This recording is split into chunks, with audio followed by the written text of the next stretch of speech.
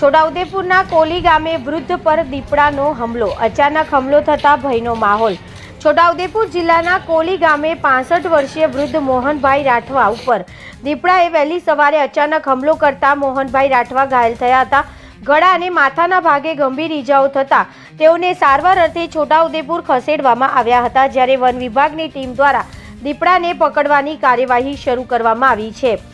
ઉલ્લેખનીય છે કે છોટાઉદેપુર તાલુકાના અંતરિયાળ વિસ્તારમાં આવેલી કોલી ગામે વહેલી સવારે ખેતરમાં ગયેલા વૃદ્ધ ઉપર દીપડાએ હુમલો કર્યો હતો. આ હુમલામાં વૃદ્ધને માથાના અને ગળાના ભાગે ગંભીર ઈજાઓ થતા તેઓને છોટાઉદેપુર જનરલ હોસ્પિટલ ખાતે ખસેડવામાં આવ્યા છે.